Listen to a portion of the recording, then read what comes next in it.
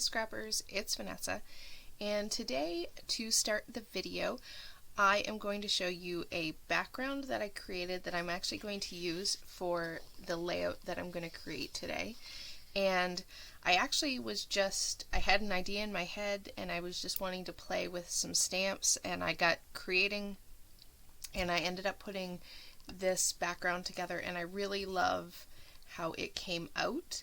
And so I thought what I would do to start this video would be to just show you how I created it using a scrap piece of paper, and then we will put the whole layout together. But this is the background that I created, and so it's a fairly simple background, but I do love how it all came together. So I'm going to do that now. I'll show you sort of how I did this background, and then we'll put the layout together.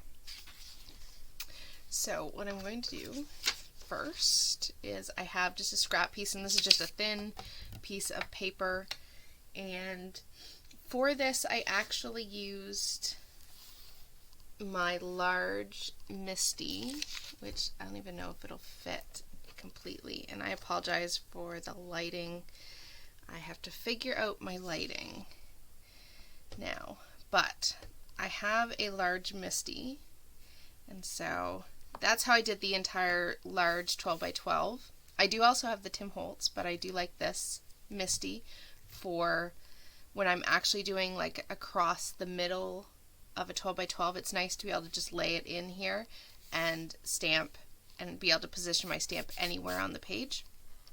So I am going to use this, and just because I'm doing an example, I am just, obviously I could use my Tim Holtz one for this one because I'm not doing the full background, but all I did was I just put this little stamp, and this stamp, if I can find, hold on, let me find my thing. This is a very, very, very old stamp.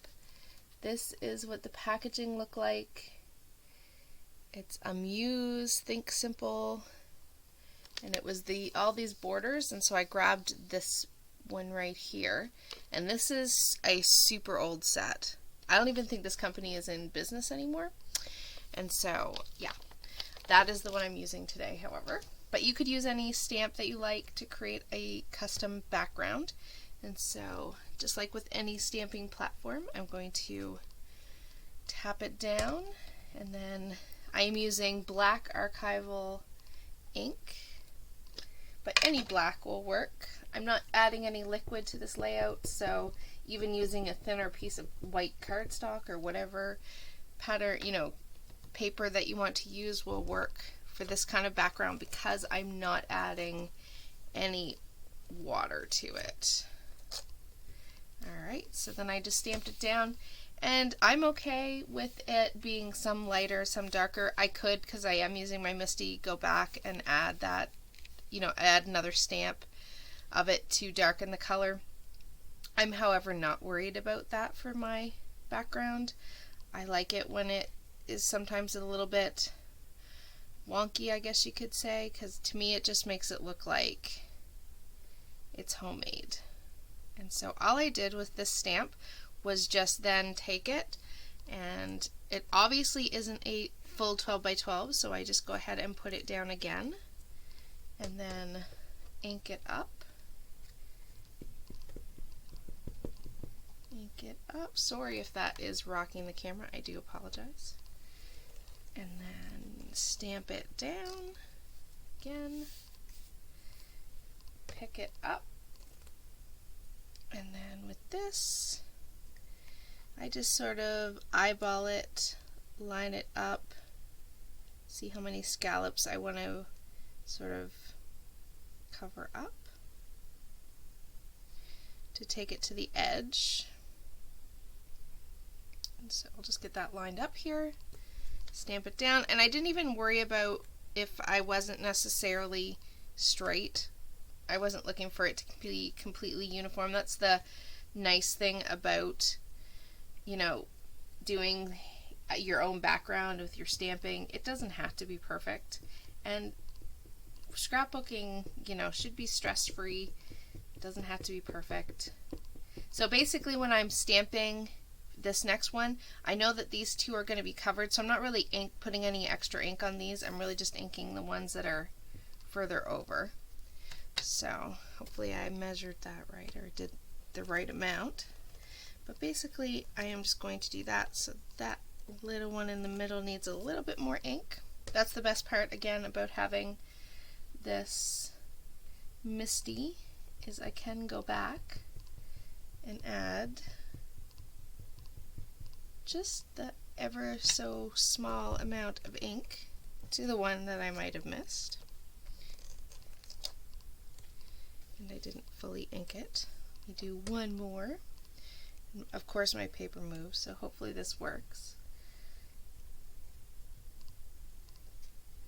I didn't actually put this paper into the corner, which is the other trick that actually helps keep your paper in place.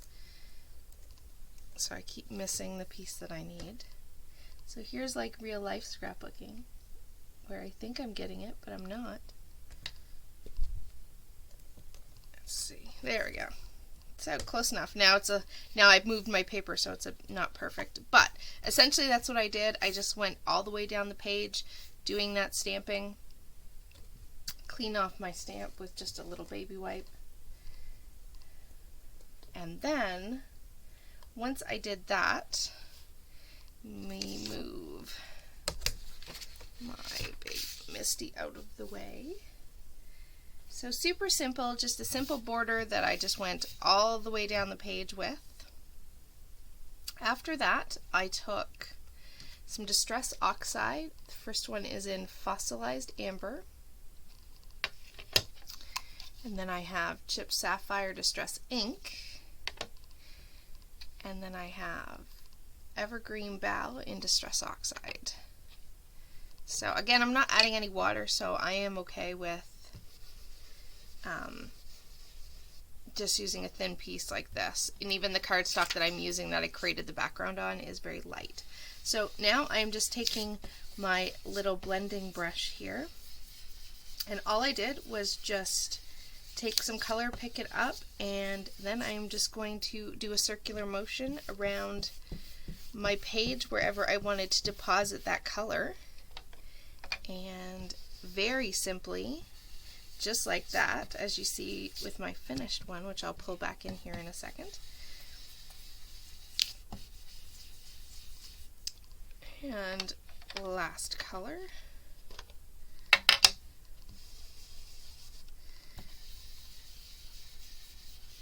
So now you can see if I had that all the way stamped all the way down, you would see that just like my background here, you would see how I just put the color in the different areas where I think that sort of my clustering or my picture is going to go.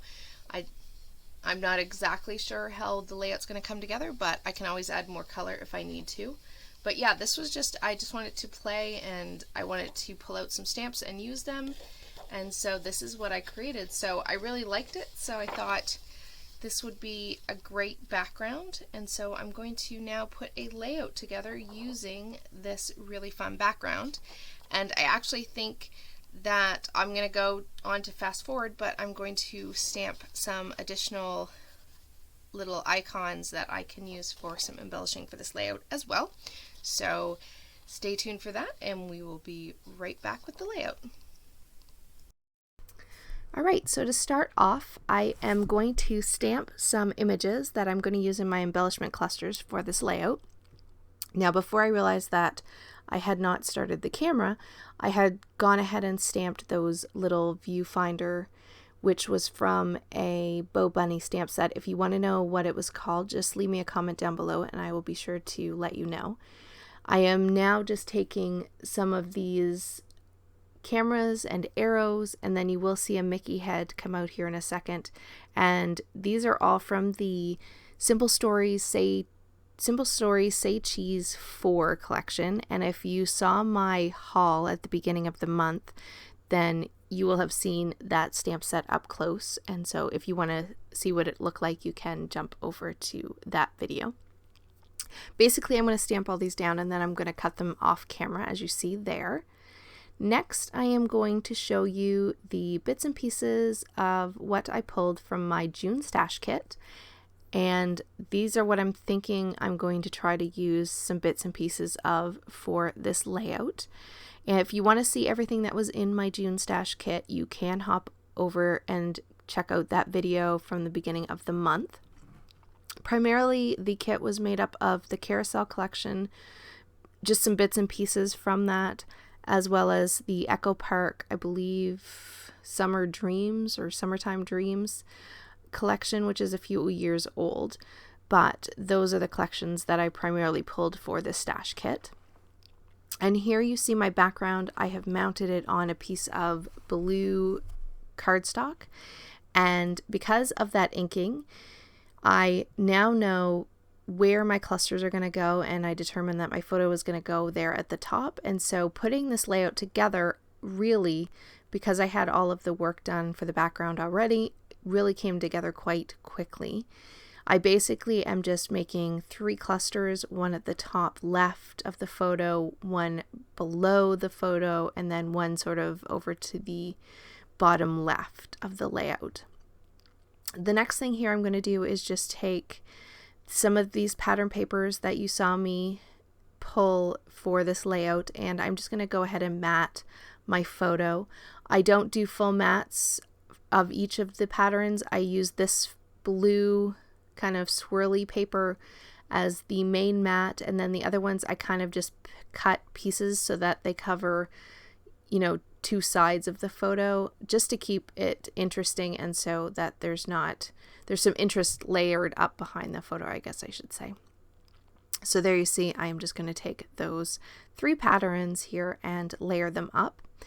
Now this photo is of my daughter and my husband, and they are on, or I should say we are all on, the carousel in the Magic Kingdom.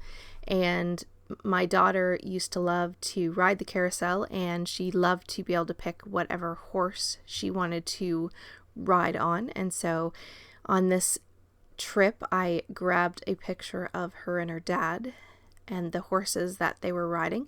And my son and I are actually on the bench behind them at this point. For this trip, it was a couple of years ago now, my son was still quite little and he did not want to ride a horse, and so we sat and rode in one of the little benches. And so I snapped this cute little picture of my daughter, and she's very happy to be sitting on her chosen horse. And so that is what we are documenting. Now I am just going to start working on my title here once I kind of get everything back into place now that I've got my layers for my photo. And the first thing I'm going to do here is pull part of my title from this thicker set, and I absolutely love this thicker set. I'm surprised that I didn't use it as soon as I got it when I bought the bits and pieces for this collection, because the colors and everything are just, I love this whole collection. And so I'm going to use the moments from that thicker pack. I'm going to use the magical word from the actual pattern paper, and I'm going to fussy cut that off camera. And then to finish my title, I am pulling these, I believe they were called Happy was the thicker. I don't know if these actually went to a specific collection, but I love this thicker font. It's probably one of my most favorite. I think I've bought like 6 packages of them. I won't say that out loud again, but yeah, I have a lot of them because I love them. And so there you saw my title is Magical Moments Together. And of course it's magical because we are at Disney. The next thing here that I'm doing is I'm just going to go through those sticker sheets there that you see to the side, and I'm just going to go through and pick some stickers that kind of work for each of my clusters for this layout. I picked that collect moments, not things, or something along that line, I think. And then I'm just taking some word phrases and I'm going to put one in each of the clusters. And then this one here says enjoy the ride, which I thought was very fitting for this picture up there at that top cluster. And I'm also trying to make sure that I have some black sort of incorporated into the 3 clusters, because the 2 on the bottom definitely had black. That top one did not. So that enjoy the ride sticker pulls that sort of black element up there to the top, which I always try to balance my colors, and it was missing something up there. I did try to use that butterfly, however, it was too big and just the color was so dark it really drew too much attention. I did go back to the Happy thicker set, and I did grab some asterisks, and I just put one in each of the clusters. Now I am going to take my Mickey head punch, and I'm going to just punch a Mickey head for this page because it is a Disney page, so there needs to be a Mickey head somewhere, and it's going to live right there by that little carnival tent. Next, I am just looking to see if there's anything else, and of course, every layout just about that I do lately seems to include sequins, and so this one is no different. It always is a perfect finishing touch, so I'm just going to pick a couple of sequins from my stash here and dot a few. I believe I kind of do my traditional 3 in each cluster kind of setup for my sequins, and I'm just going to grab 3 that sort of fit the colors, and I'm going to glue those down off camera. And that will basically complete this layout. So I have still photos here at the end. And guys, I will catch you on the next one. Have a great day, everybody. Bye-bye.